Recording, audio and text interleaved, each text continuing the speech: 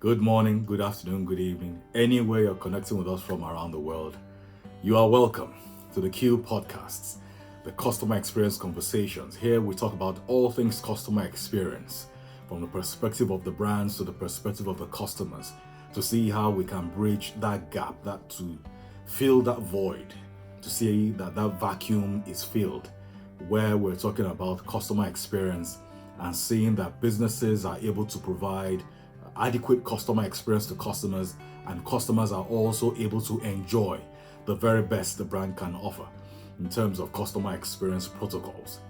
Today we'll be looking at mapping success and how businesses can navigate the landscape of customer experience to ensure that they deliver the very best that they can. Join me as we embark on this journey as we take a look at very quick but short concepts that inform the entire process around mapping success for customer experience. Now, customer journey mapping is you being able to mentally visualize how the customer experiences your brand across every touch point, from the initial awareness of your product or your business to post-purchase support. So it is you having a clear foresight as to how customers engage your brand, from when they get to hear about it, from where they see your advertisement, to when they engage you formally, to even after they engage you, how do they experience you across that entire journey. So it is up to you to be able to sit down to say, you know what, from the point where they are aware of our business or our brand, how do we want them to experience us? What are we communicating? What are we saying to them? Are we saying that you are looking at the right brand for this particular product you want to buy or the service you want provided? Are you looking at the right brand that will meet your needs? Because in the end, the entire objective of running an enterprise or a business or your brand engaging customers is that you are meeting a need. And until you meet that need, you cannot confidently say that you have been able to deliver sound customer experience. So yes, we must be able to see how we mentally visualize and create a mental landscape that will also be documented physically to say this entire journey of our brand engagement by our customers, from the point where they are aware of our brand, that we exist at all, to the point where they engage with us, they buy our products, engage us for our services, to after that entire interaction is done with, how is that particular experience done? What are the processes that are entailed within that entire journey? So that is how to look at customer journey mapping. The next one we'll be looking at is personalizing strategies. And in terms of personalizing strategies, it is you understanding that for each individual or each business that engages your brand, that they should engage your brand with a personal touch. You should engage with them with a personal touch. True that you may have to deal with a lot of people, a lot of businesses, a lot of brands when you are engaging customers, but let each customer have their own unique experience when they engage with your brand. If you're a small business, it could be something as little as having a handwritten note in whatever product you're delivering to them, or having an email sent after they've engaged you, you've provided a service to them. It could be something as little as that. And even personalization in terms of looking at it from it being a product in itself or an add-on when you are engaging customers, or let it be part of your entire business suite of engagement when you are relating with customers. So it is important that we also realize that personalization is very important in terms of customer experience when we're looking at mapping success for customer experience protocols. The next point we're looking at is omni-channel integration. Now, this is how you decide on how you want to integrate your multiple channels of engagement, from social media to in-store engagement or experiences. So you must see how everything is done seamlessly, not that people have a particular experience with you or with your brand on social media, and when they engage with you physically, it's something totally different. No, there must be consistency across board, and there mustn't be any form of disconnection or disjointment when you are engaging your customers, either it is through social media or through your website or through emails, or when they engage you physically at your place of business. there must be consistency across board in terms of the kind of customer experience that you do deliver to them.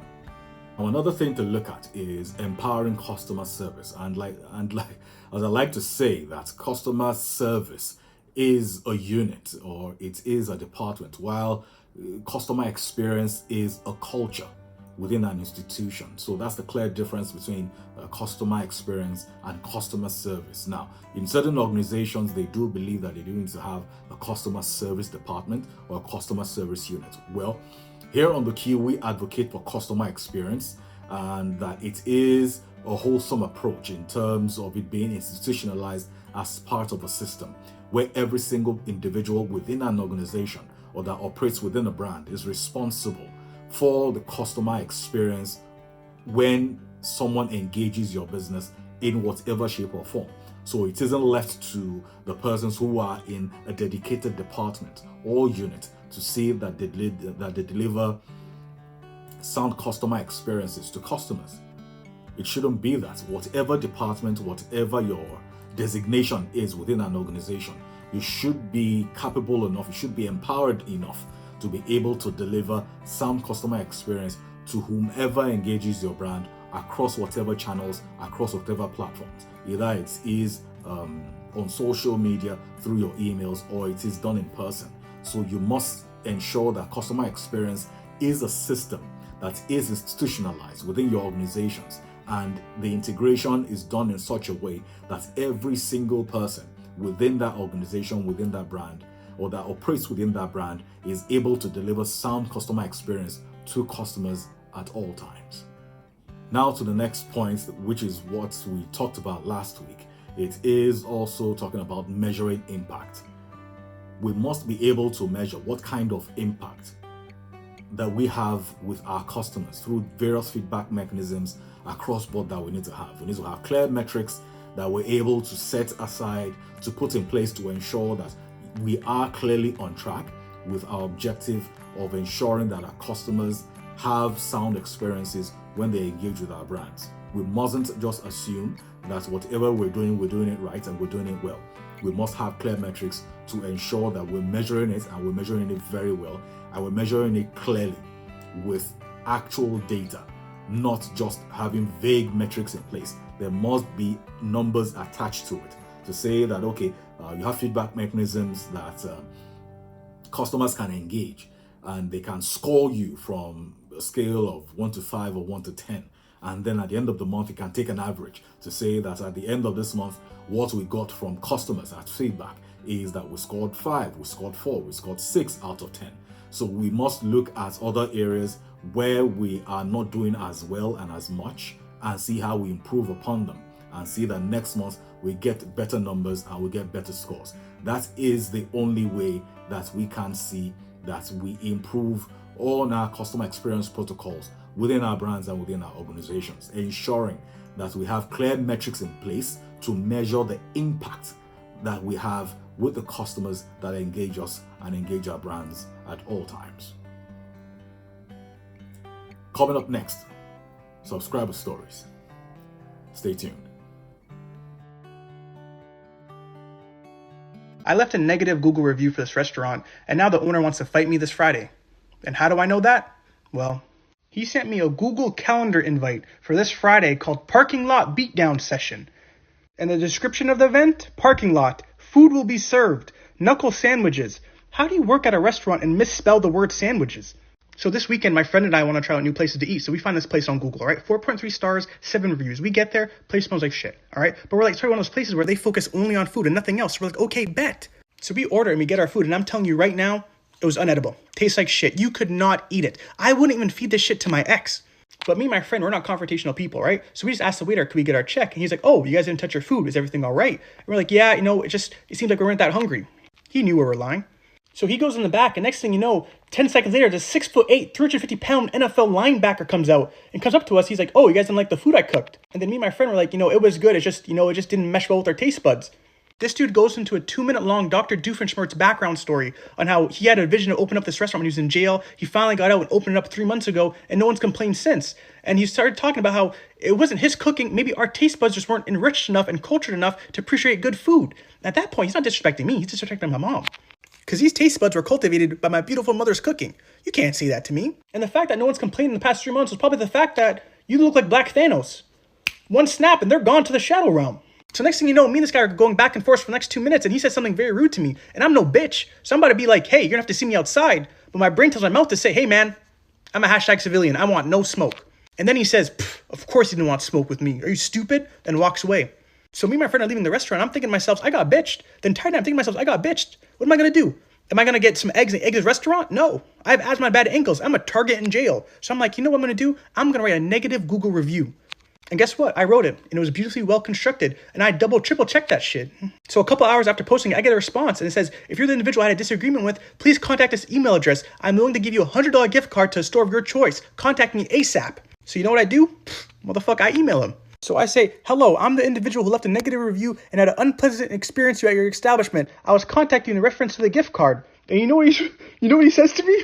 He says, I knew your broke ass was going to message me. I'm not giving you shit. Keep your shitty reviews to yourself. And then literally at 3:46 a.m. he sends me the Google. How are you mad in the middle of the night?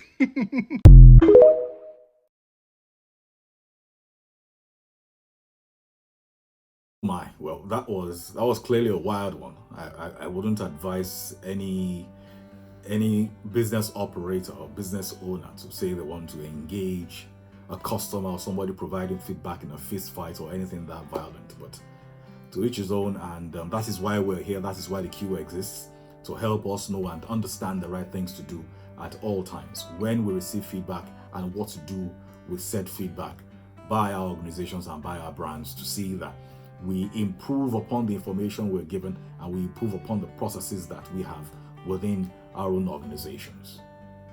Winding down, we must understand that mapping the journey of your customer experience is a strategic endeavor that requires a deep understanding of your customers. You must understand your customers. You must understand them. You must put yourself in their shoes. You must see things from their own perspective. You must try to experience your business how they would experience your business. That's the only way that we can create sound systems, especially in terms of creating an effective customer journey map that ensures that at the point where they are aware of our business, are aware of our brand, to the point where after they've engaged with us, they can still go talk about the experience as a positive one. We must see ourselves in their shoes. We must be able to walk in their shoes and ensure that what they're experiencing is what we can personally feel. And that's why a couple of weeks ago we talked about empathy and the role it has to play in customer experience. So yes, empathy is one tool that can help us when we're talking about customer journey mapping and how we can ensure that it is done properly.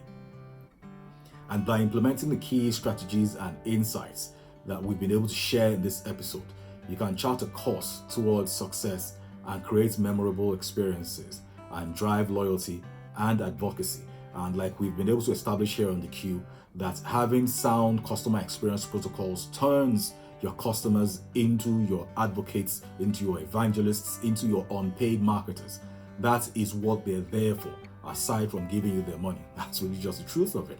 Because when you're able to get customer experience right, you find that you're able to convert them from just customers to being your own disciples, to being your own evangelists, where they'll go about sharing the good news about the gospel of your business and of your brand.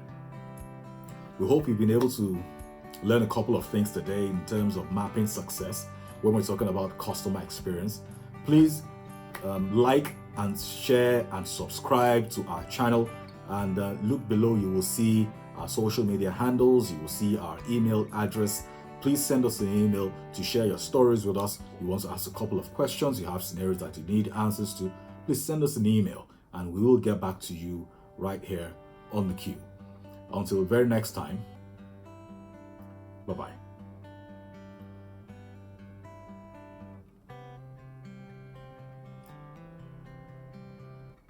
Until next time, I remain your host, Dipo Boyewale. Bye for now.